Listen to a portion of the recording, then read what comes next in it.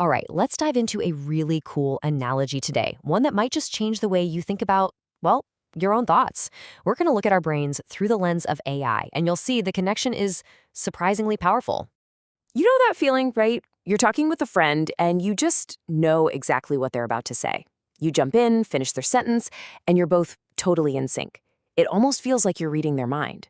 But what's really happening is a huge clue to how our brains are wired. See, that little habit shows us that our minds are, at their core, incredible prediction machines. All day, every day, they're automatically trying to guess what comes next. They're constantly recognizing patterns from every single thing we've ever experienced. And you know what? That core function, predicting what comes next, is the exact same principle behind a large language model, or an LLM. An LLM is just an AI that's been trained on a massive amount of data. And its main job is to get really, really good at recognizing patterns to predict the next word in a sentence. When you put them side by side, it's kind of wild how similar they are. We finish a sentence, an LLM predicts the next word. Our mind generates a new thought, an LLM generates new text. We learn from all our life experiences, an LLM learns from all its data. Deep down, they're both incredibly powerful pattern matching systems. Okay, so if our minds are operating like an LLM, that brings up a really important question, doesn't it? What's our training data? What's all the information we've been feeding this internal pattern matcher that shapes all the automatic thoughts it spits out? Well, your personal training data is pretty much everything. It's your upbringing, who you hang out with, the books you read, the news you consume, the social media you scroll through, even the movies you watch. All of this stuff is constantly feeding your mind, directly shaping the automatic thoughts it produces. And this leads us to a fundamental rule that is just as true for a super complex AI as it is for our own minds. The quality of the output depends entirely on the quality of the input. I'm sure you've heard the phrase garbage in, garbage out. Well, it has never been more relevant.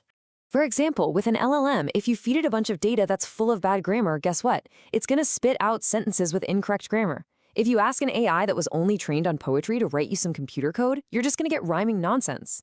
And it's the exact same for us. If our training data is full of flawed or biased info, our automatic dots are way more likely to be biased opinions. So here's where it all comes together. We are constantly being told, hey, double check what that AI tells you. Verify its output before you trust it, because we all know it can be wrong. So why on earth aren't we applying that same level of scrutiny to the automatic thoughts that just pop into our own heads? This quote just hits the nail on the head. Your thoughts aren't necessarily capital T truth. A lot of the time, they're just the output from your internal pattern matcher, just an echo of all that training data you've taken in. They're basically suggestions, not commands. And this right here is where this whole analogy becomes so incredibly useful. Once you get this, you can shift from just being a passive recipient of whatever your brain serves up to becoming an active editor of your own mind. I want you to try this. Imagine your thoughts appearing like draft text on a screen. They're just suggestions, right? Possibilities. But you, your conscious self, you're the one sitting at the keyboard. You get to decide what happens next. You have the power to look at that draft, to edit it, and ultimately to decide what gets published into a real belief or an action.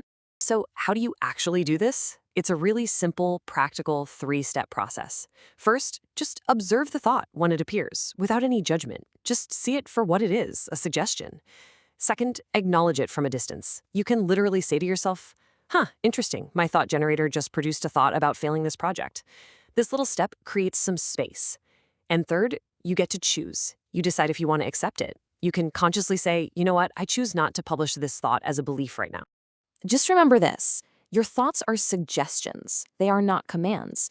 They are the first draft. You are the final editor. You have the ultimate say over what you believe and what you do. So I'll leave you with this question. As you go about your day, just start noticing the suggestions your mind generates.